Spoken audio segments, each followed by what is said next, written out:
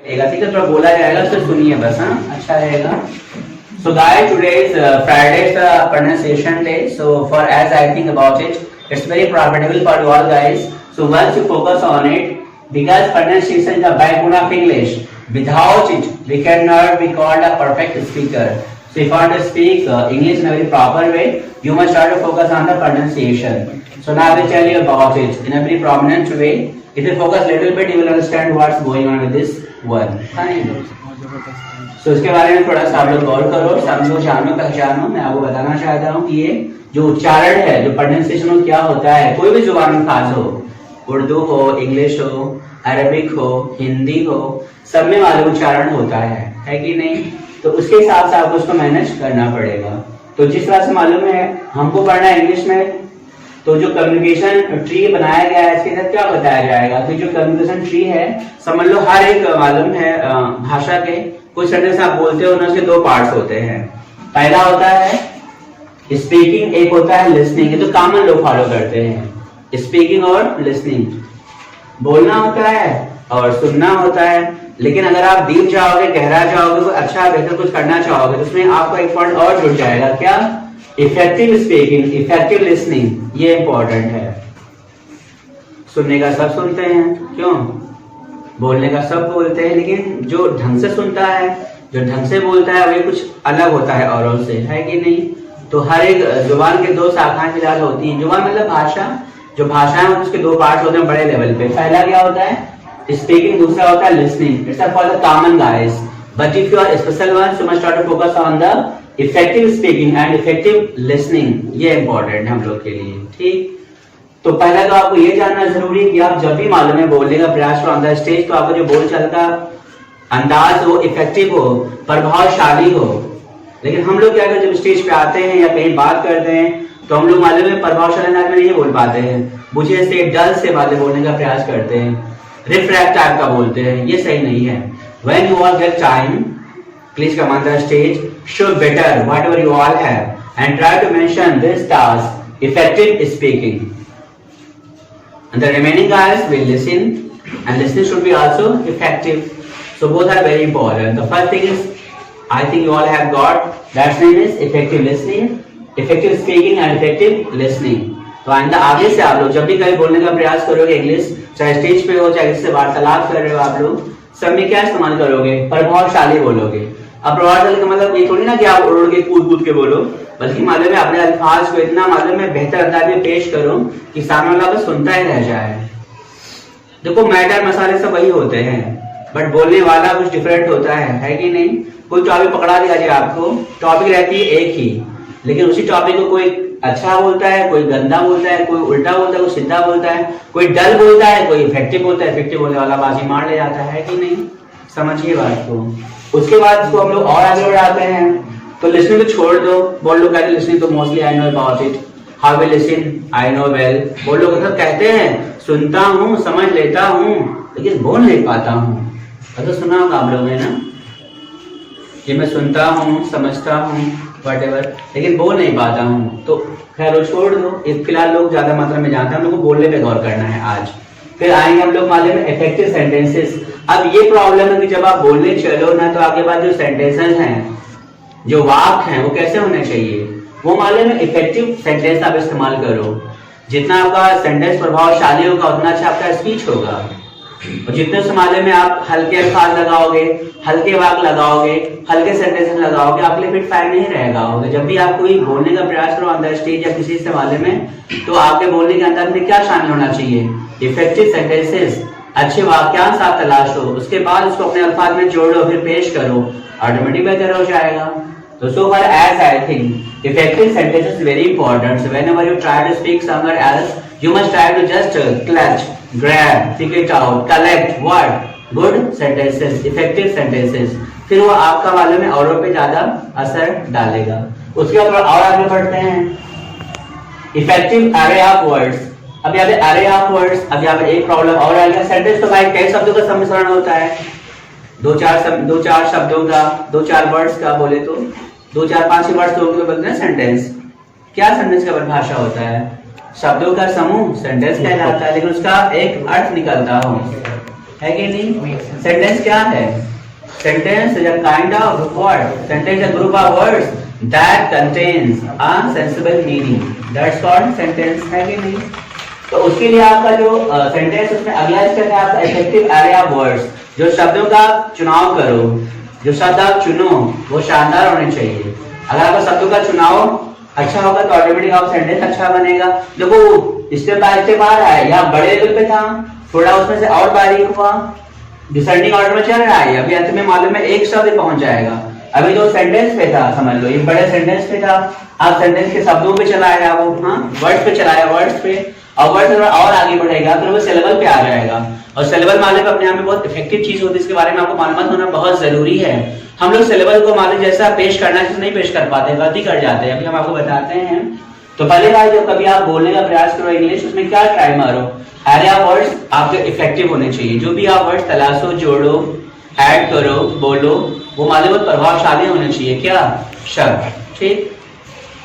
अब शब्द के भी मालूम है, शब्द तो आप बोल लेंगे कि शब्द के नीचे भी आने तो शब्दों में भी सिलेबल होते हैं। अब कोई वर्ड है, बहुत सारे वर्ड्स एक ही वर्ड्स होते हैं, I, is, was, brave, single words होते हैं ना, लेकिन हम लोग यही गलती कर जाते हैं, सिंगल वर्ड्स पे ध्यान नहीं देते। कभी इंट्रोडक्शन बोलते हैं on the stage, my name is, I am from, ऐसे बोलते, ऐसा नहीं, my name is Raju, I am from Balrampur, ऐसे मैनेज करना चाहिए हम लोग को, है कि नहीं?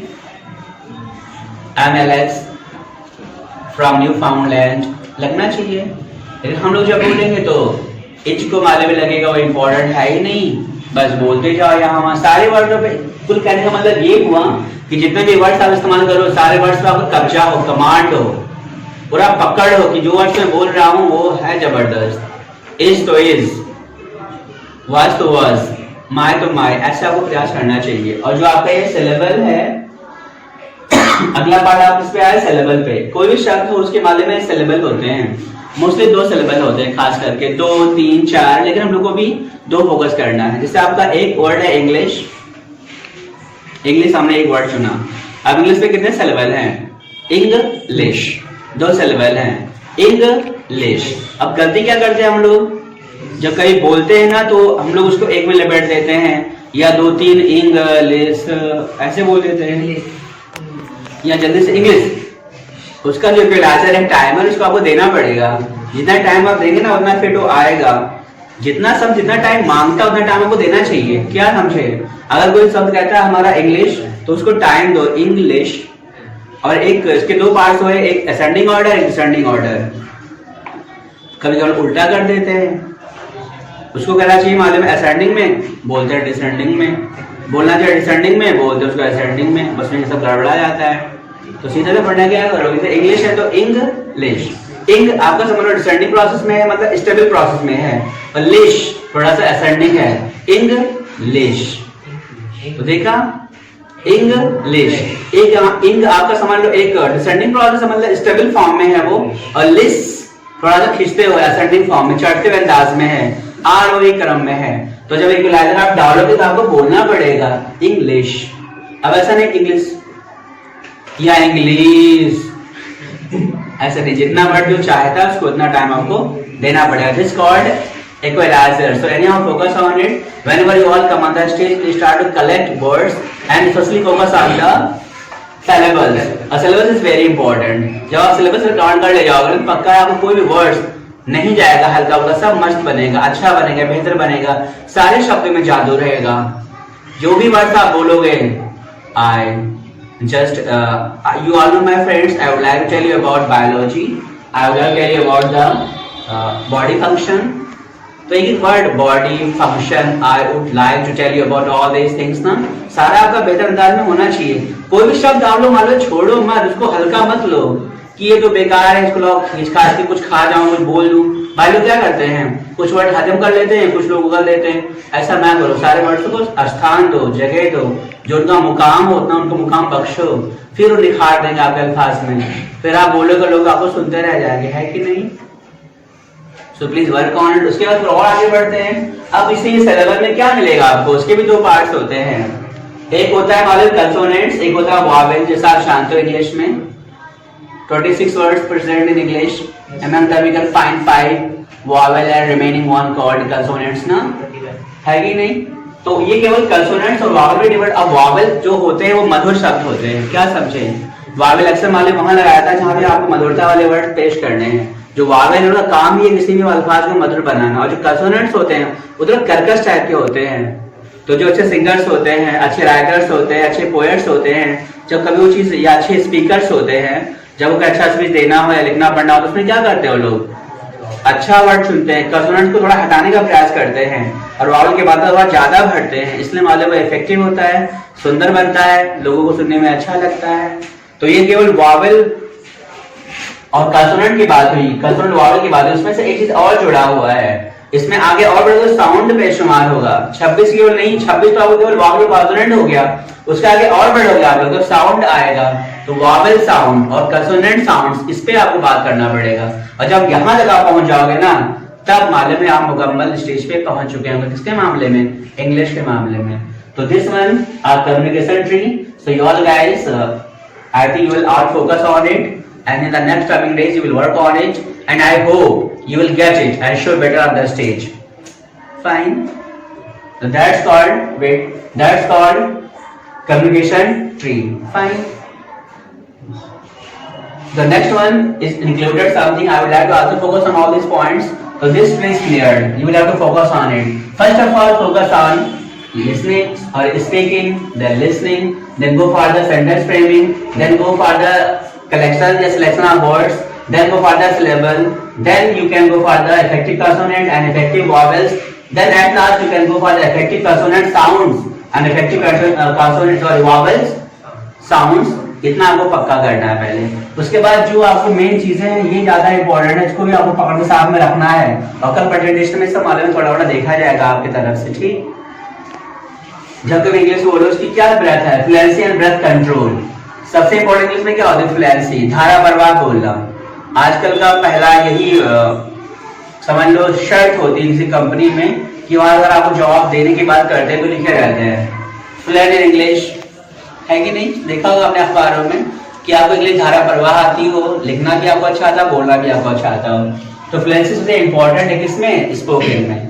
If you are a choppy guy, if you don't know how to speak fluently, you will be kept out. So anyhow, work on fluency. Fluency बहुत जरूरी है। समझ लो वो आपके इसकी रीड है। अगर आप स्टेज पे बोलते हो और चॉपिंग करते हो, फ्लो में नहीं बोल पाते हो, तो फिर मान लो सुनने वाला फिर थोड़ा बोर फील करेगा आपको। बट अगर आप स्टेज पे आए और उसके बाद आप बोलने चले गए तड़ तो आप लोग सुनेंगे क्योंकि आपका फ्लुएंसी बेहतर है। तो any how work on fluency. और फ्लुएंसी के लिए क्या इंपॉर्टेंट है? थोड़ा सा प्रयास करो, प्रैक्टिस करो, फ्रेमिंग करो, स्ट्रक्चर थोड़ा लगाओ, थोड़ा टेस्ट जोड़ो, उसमें कुछ वर्ड्स जोड़ो, कोई रेडीमेड्स उसमें ऐड करो, उसके बाद ऑटोमेटिक आपका बेहतर बन जाएगा, है कि नहीं? तो फ्लुएंसी इज वेरी इंपॉर्टेंट। अगला क्या है? Breath control. सांसों पे कमांड भी बहुत जरूरी है। कभी कभी क्या होता है, हम लोग स्टेज पे आते हैं, कोई सेंटेंस उठाते हैं, सांस की तरफ टूट जाती है। ऐसा नहीं करना है। स्टेज में जब आओ, जब कोई सेंटेंस आप उठाओ, एक सांस करो और जब तक वो वाले मुकम्मल ढंग से ना कर लो फिर सांस माले में तोड़ने का प्रयास ना करो। ऐसा नहीं कि बस एक सेंटेंस में एक ही सांस, ऐसा नहीं है कि कोई बड़ा सेंटेंस हो आपने एक ही सांस भरा उसी में लपेटना चाहो, फिर वो खराबी है। जितना वाले सेंटेंस आपकी सांस मांगता है उतना सा सेंटेंस को आप दो, क्या समझे? जैसे मैंने एग्जांपल लिया, guys, as you all know about it, it's a nice place for us. By the help of this place you can get knowledge concerning English. So far as I think it's not a fit place for you, but sufficiently I can say that it's a good for us, है कि नहीं? ऐसे बातों को रखो। ऐसा नहीं कोई सेंटेंस उठाओ फिर आपका वो सांस तोड़ने लगे, आप थोड़ा सा माले में सफोकेशन फील करो, घुटन का एहसास करो, ऐसा ना करो। इसलिए माले में सेंटेंस आप उठाओ, सांस फ्रेम करो और सेंटेंस मुकम्मल करने के बाद साल को थोड़ा थोड़ा विराम तोड़ दाड़ का बजाने का फंडा इस्तेमाल करो, है कि नहीं? सही रहेगा। So please, you must start to focus on fluency, and the next one is your breath control. Both are very important. So if I am a top class speaker, so must start to focus on all these points. First is fluency, second is breath control. अगला क्या आता है? Ability to translate thoughts into speech effectively. पहली बात ये और important है। आगे मन में विचार रहते हैं लेकिन उन विचारों को आप कन्वर्ट नहीं कर पाते हो इंग्लिश में। देखो हम लोग हिंदी वर्जन से आए हैं तो हमारे दिमाग में जो विचार बनता है किसमें बनता है? वो हिंदी में बनता है। उसको कन्वर्ट करने में हमको टाइम लगता है और जब कन्वर्ट उसको हम लोग ढंग से नहीं कर पाएंगे, टाइम लगाएंगे, तो फिर हमारा जो वर्ड निकलने वाला नहीं था वो विराम आने लगेगा उसमें, तब क्या करोगे? इसका मतलब ऐसा कुछ करो कि जो आपकी फ्लुएंसी है वो बरकरार रहे, प्लस में थॉट्स आपके फ्रेम में बनता है, दिमाग में बनता है थॉट विचार, उसको फट से कन्वर्ट करना सीखो आप लोग। और जब कन्वर्ट करना जान जाओगे, सीख जाओगे तो आपके लिए बेहतर होगा। लेकिन ये इतना आसान है नहीं, इसके लिए प्रैक्टिस करना पड़ेगा आपको। इसके लिए एक फार्मूला है, थिंक इन। तो आई थिंक आगे से आप लोग ये प्रयास करो कि सोचना जो है आपकी प्रक्रिया और हिंदी को हटा के इंग्लिश में सोचने लगो। हम लोग क्या करते हैं, पहले हिंदी में सोचते हैं, फिर कन्वर्ट करते हैं, फिर हमारा माउथ उसको प्रेजेंट करता है, वो लंबा हो जाता है। तो begin thinking in English, and if you think in English, I think it's very easy for us to present whatever you think, है कि नहीं? आगे देखते हैं। अगला जो प्रोसेस है वो क्या है? ग्रामर है। ग्रामर तो है बेसिक चीज आप जानते हो, ग्रामर बहुत जरूरी है। जब कभी आपको इंग्लिश स्पीच देंगे, इंग्लिश बोलेंगे तो पहला ग्रामर का तो हो नहीं पाएगा। हम लोग टेस्ट के बारे में थोड़ा सोचते हैं या स्ट्रक्चर्स आप लोग को देते हैं, दोनों बहुत जरूरी है। इसलिए if you go for spoken, you must start to focus on grammar, because grammar is very important. So anyhow, work on grammar. Without grammar, we cannot speak English in a very proper way. I know we all have structures, we can use it and speak. Structures एक समझ लो आपको push देने का काम करता है, आपको चला देगा, आपको दौड़ा देगा, आपको बोलने के लिए मालूम है उत्साहित कर देगा। आपके दिल मन में ख्याल आ जाएगा, मैं तो बोलने लगा, वाह वेरी नाइस यार, in within less time I got knowledge concerning with English by the help of structures. I am speaking well on the stage with someone. लेकिन अगर थोड़ा सा तड़का लग जाए ग्रामर का ना या टेंस का तो और अच्छा हो जाएगा वो। तो टेंस भी इंपॉर्टेंट है, प्लस में जो आपका स्ट्रक्चर्स मैं आपको बताता हूँ, देता हूँ, प्रोवाइड करता हूँ अपने सेंटर के तरफ से, वो भी आपको मालूम है आना बहुत जरूरी है। क्योंकि जो स्ट्रक्चर्स है वो शुरुआती में बहुत इंपॉर्टेंट है। ग्रामर देखा होगा, बहुत लोग ऐसे हैं मार्केट में जो ग्रामर से स्टार्ट करते हुए स्पोकन लेकिन नहीं सीख पाते हैं। हमारा खुद का अपना अनुभव है, हम भी जब अपने शहर में थे यहाँ पे तो हम भी नहीं सीख पाए थे। When I went out of the station, I went to New Delhi. There I got admission in BSL. Then I got stars of knowledge. They provided me structures. Then I worked on it. And little bit I started how to speak English, and now this time doing little bit good English, है कि नहीं? ऐसा try कर लेते हैं। तो structure क्या है? आपको चलाने का एक जरिया है, तरीका, एक फुस है, एक फोर्स है, लेकिन थोड़ा बड़ा आपको टेस्ट उसमें डालना पड़ेगा। कुल मिलाकर grammar is little bit important but very important. थोड़ा भी नहीं, बहुत भी नहीं, लेकिन हम क्या बताएं उसको, जरूरी भी है लेकिन बहुत जरूरी भी नहीं है कि आप ग्रामरियन बन जाओ। पता लगे उस चक्कर में आप सब तहस नहस कर दो, उसी के चक्कर में आप ताती में, हा ही में, है, यस, बस में, वो जब आपको चलने लगेगा ना आपका ब्रेन माइंड, तो अपने आप वो एक्टिव हो जाएगा, आपको सपोर्ट करेगा और ऑटोमेटिक आप जो बोलेंगे सही बोलेंगे। लेकिन अभी शुरुआत में स्ट्रक्चर्स और ग्रामर का चलना बहुत जरूरी है। इसलिए guys focus on grammar, focus on structures, focus on readymade sentences, and the best and the last one is called pronunciation. इसी बात आगे खत्म हो जाती है, इसको आपको बहुत सही करना पड़ेगा। तो anyhow work on pronunciation, as I told you earlier about pronunciation, what I use of it, and I will tell you one by one, step by step. I will work on words sha, sa, ja, za, fa, da, vi, मतलब जितने भी words लगभग आपके list में हैं, 50-60 word का sound आप लोगों को बताया जाएगा प्रोनाउंसिएशन में। अगर 50-60 वर्ड का साउंड आप मैनेज कर लेंगे ना तो आपके लिए बहुत बेहतर हो जाएगा। उसमें से 5 बहुत अहम है जो हमने आपको पहले बता दिया है, शा का, सा का, जा का, जा का और फा का, है कि नहीं?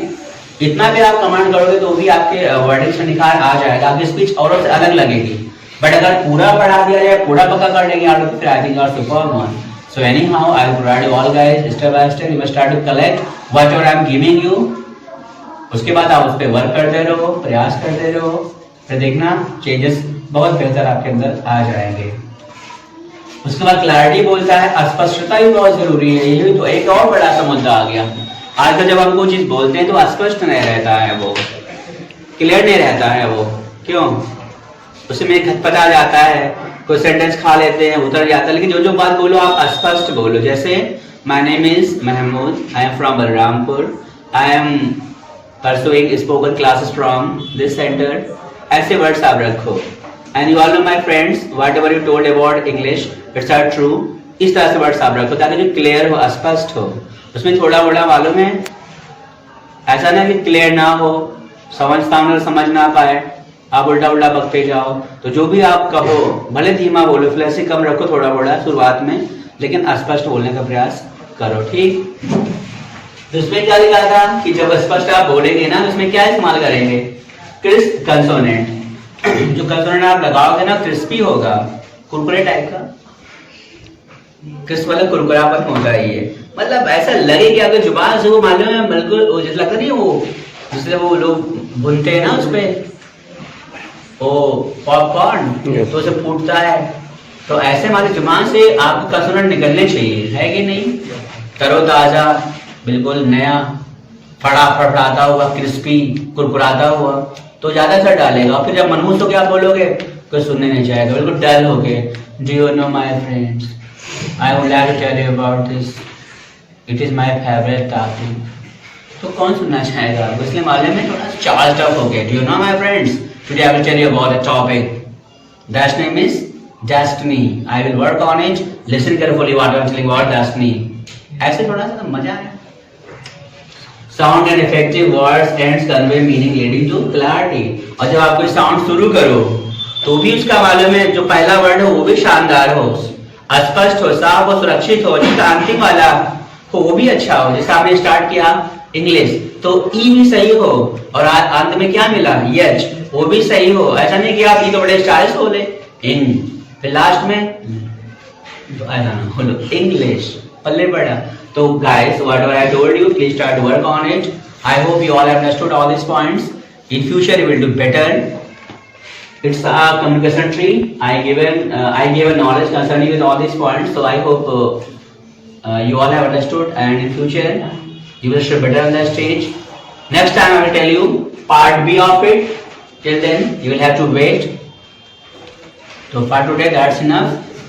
Let's end tomorrow with the presentation. Till then, have a good night. Bye.